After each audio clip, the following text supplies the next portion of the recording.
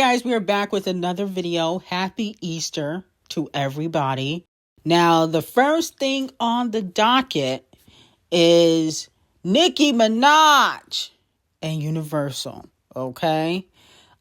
Universal is sending a message to Young Money. Well, Young Money don't really exist anymore, but sending a message to Wayne and Nicki Minaj, telling Wayne and Nicki not to align themselves with Champagne Thickums.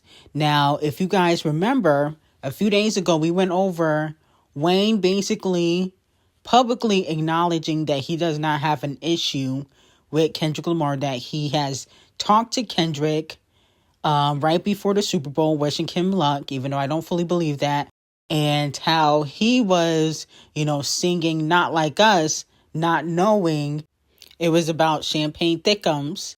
And he claims that he did not know that Champagne Thickums and Kung Fu Kenny were beefing. He wasn't paying attention to the beef.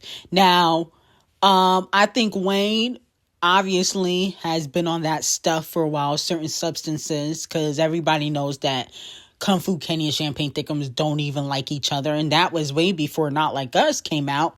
They low-key have been beefing since the Control verse dropped, okay? Which was 10 plus years ago. So I don't really believe Wayne, okay? But the reason why he said that is because, for what I've been hearing, Lucian has warned Nicki and Wayne not to align themselves with Champagne Thickums, or there will be consequences. Now, you may be wondering, what would be the consequence? Well, one, Wayne and Nicki are both still under Universal. I think Nicki's heavy on it. Record label is under Republic still. And if they drop music, Lucian's going to pay it dust. He usually pays it dust when it comes to Nicki Minaj. But Wayne is hoping to get a big rollout for his next album. Okay, he really wants a major push, a big rollout for his next era. He's dropping an album June 6th. And I'm hearing Nicki is planning on releasing music in 2025, whether it's collaborations or a single. I'm hearing she's going to be on something and it's going to come out. So with that being said, if they don't want, to have any issues with their rollouts, now Nicki, who has been blackballed for years, she's always had issues with her rollouts, but it could only get worse. And people may say, well, they should remain loyal to Champagne Thickums. Why? Didn't Champagne Thickums sleep with Wayne's girl? Why should Wayne remain loyal to Champagne Thickums? I mean, come on now. Didn't he align himself with all of Nicki's ops during the hate train and not promote Pink Friday 2? Also, Nicki admitted that Meek Mill put hands on her and he still linked up with Meek Mill. So I don't want to hear anything about that loyalty in the comments. I don't want to hear anything about loyalty, because Champagne Thickums is the opposite of loyal. I think that if they smart, they should definitely distance themselves from Champagne Thickums, because when the going gets tough for them, he does the same thing. And I think Nicki, she should focus on, putting out her next album, the next era. And if she lays low and not piss off, Lucian and Camel Face, she might have somewhat a successful rollout. Now, kitty litters, please come to the front of the congregation and let me know how y'all feel about the Doja Cat replacement that's about to happen. Now, everybody thinks D0JA is going to replace Doja Cat, but they are sadly mistaken. This is who the real Doja Cat replacement is, and she has stolen Doja Cat's sound. Talk cheap, sheep niggas make mumbles. Sound like you owe me some money. Friend, I don't do the muttering. Go, yeah, trick, yeah. Had to put some soldier in. So that is Samira Sin. Okay, and she's already gotten major cosigns from Lauryn Hill, Erykah Badu, Isaiah Rashad, D0JA.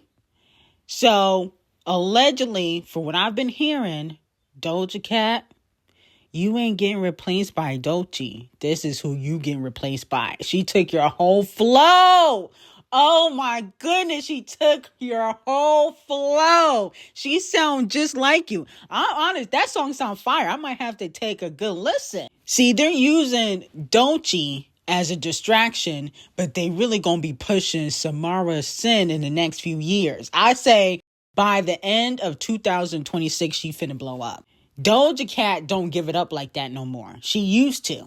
Okay, but Samara Sin, she appeals to black people. Doja Cat has lost the black audience. That's why her 2 collaborations with Wack Harlow and Lisa flop. You know, white people care about Doja Cat, but not as much as they care about a Billie Eilish or even like a Travis Scott. I feel like Travis Scott has more white fans, or like a Tyler, the Creator. They have more white fans than a Doja Cat. See, they don't care about Doja Cat like that. And I think Doja Cat has isolated the black audience. She don't date black men. You know, she says niggas ain't shit. She has isolated the black audience. So you are getting replaced, and it ain't by D0JA. Okay, this is your replacement. And I'll be honest with you, she sound fire. Doja Cat, you need to go back to this. This is what you used to be. Okay? But then you wanted to be white. So this is not what you are anymore. Now, speaking of D0JA put out her Anxiety music video, which I thought was great. She paid homage to D0JA and Kimbra's Somebody I Used to Know, which is a classic. That's the song she's sampling in the song. And then she also had her twin sisters in the music video. I love that too. Definitely contender for, I feel like, video of the year. Her and Kung Fu Kenny, their visuals are top tier. Okay, and the budget is budgeting. Even though you can tell like it was at one location for the music video. I really love the dance break that they did. You know, I think D0JA has the talent to be on Broadway. I definitely see that in her future. She's very animated, and even when she's dancing, she's animated. Okay, it's not even just her rapping, because we know she got the animation from Nicki Minaj when it comes to rapping, but even when she's dancing, she's very animated. It almost comes off as she's acting, or she's trying to visually express her emotions with her face and her movements. So I thought her music video was really good. It was given like Broadway, High School Musical. I think she definitely has a place in acting in the future. Now, moving on from that, Cardi B is clearly going through some financial troubles.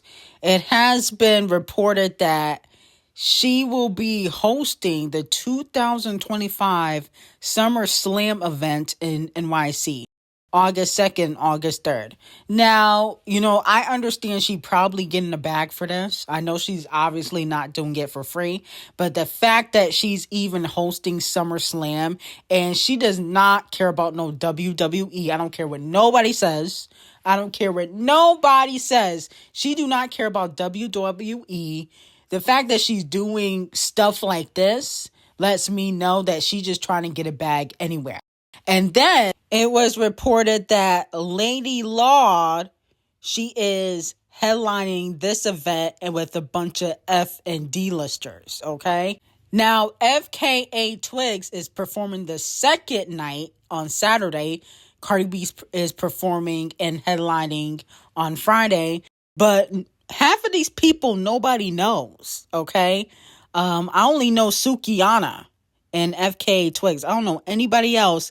And here's the thing. I feel like, you know, Cardi B should not even be headlining this type of event. Okay, now I understand that she's getting a bag for it, but I feel as though Cardi B is slowly but surely falling off.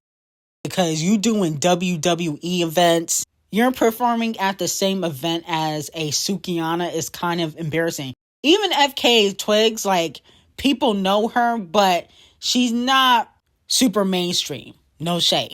I think Cardi B is just desperate to take any bag because she knows her relevancy is dying down. That's what it's coming off as. Because she's hosting events that really doesn't even make any logical sense at this point, okay? And I know she's always been for the gay community, but I just feel like a smaller artist should be headlining.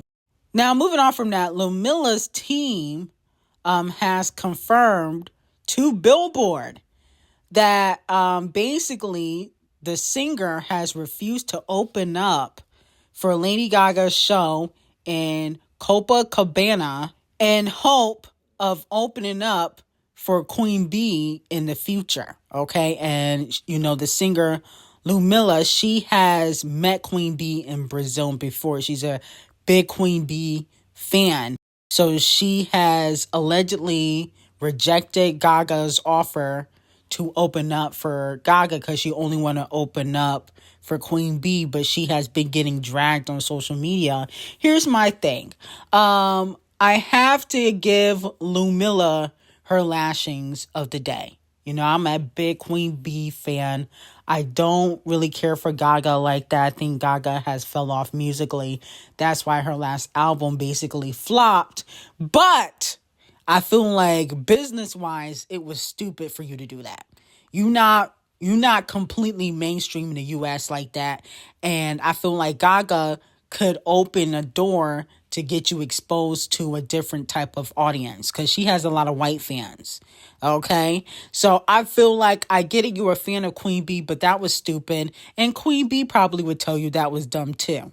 Y'all talk about I worship Queen B and I treat her like she's God. When is this? I would never do nothing stupid like this. Okay? Is Ludmilla gonna get dragged as much as I do for sticking up for Queen B? Or, you know, quote unquote caping for Queen B? Or are you guys only gonna come after me? Because this is ridiculous. Okay? This was just stupidity. Now, I will say this though. It's also bad business because, you know, her team told Billboard this. Gaga's team probably will never want to work with her again. You know, the fact that she actually told, you know, Billboard Brazil about this, that was stupid too. I'm like, goodness gracious, you just set her up. This is something you got to keep behind the scenes. Okay, so unfortunately, Ludmilla, you were receiving 15,000 lashings for the day. Not because you did not want to open up for Gaga, that's your prerogative. Is the fact that your team told Billboard, which now Gaga's team probably knows, and you probably ruined a relationship there. And I don't feel like it was worth it because Queen B usually don't have openers unless it's like an LA show. That's the only time. She don't have opening acts. So Gaga giving you a look, you should have taken that. So 15,000 lashings for Ludmilla. Now, I hate to be cynical, but I've been waiting for this moment. It came sooner rather than later, but at least it came in 2025. But Tate McRae's career is basically almost over. I'm actually expeditiously happy about this. She decided to be dumb and collaborate with Morgan Wallen, the Races, which has pissed off a lot of her female fans. And with that being said, she has been getting dragged on social media, okay? Now, here's the thing with Tate McRae. I feel like Tate McRae is one of those girls. I know she's Canadian. She's not giving feminist vibes like a Chart Obsessed Racers or an Ariana Grande. She doesn't give that at all. Okay. Actually, if I'm being honest with you, Tate McRae gives that she's very probably, no shade, she gives that she's probably very male centered. Okay. So her collaborating with Morgan Wallen, the Races, wasn't surprising to me at all because she gives that she's very male-centered. I think she probably should have collaborated with a Justin Bieber instead. But with that being said, fans are boycotting Tate McRae's music. The collaboration came out, it flopped. Nobody's talking about it. People are dragging her by her bleach blonde extensions, which I'm very happy about because I feel like Tate McRae, even though she has basically copied Britney's whole aesthetic, she's not that talented, okay? So I don't feel like she deserves to have mainstream success. She can dance, but the singing, the vocals aren't there. And her ABCD lyrics aren't that great either, okay? People have said that Morgan, the racist, has been abusive. He supports certain people that are racist and possibly homophobic. And with that being said, her aligning herself with somebody like that is not going to benefit her career, because she probably has a lot of, gay people and people of color and women supporting her. So this was just dumb. But at the end of the day, at least the collaboration is flopping, because I don't see nobody talking about the record. Okay? Now, unfortunately, Tate McRae will have to receive at least 16,000 lashings for this flop collaboration. And at least her career is almost over. Now we can get more talented people vocally to be in the industry. Thank you, Tate. Now, moving on from that, it has been reported that Kung Fu Kenny and SZA kicked off their Grand National Tour and they sold out the U.S. Bank Stadium. Okay? And from the pictures I saw a lot of people in there. I ain't see no bots. Okay? Because bots can't buy tickets. Okay? Because the seats have to be filled. It was packed. Okay? Then he did a little stunt at his concert. He did like a little deposition, like he was being interrogated before he performed Not Like Us. Okay, from the video I saw. And he looked good. I'm like, was Kung Fu Kenny always this fine? Okay, or did he just get finer over time? Because I didn't remember him being this fine. I was like, wow. Let me know if y'all going to see Kung Fu Kenny. I got some hot tea on Patreon. Link will be in the description. Have a great day.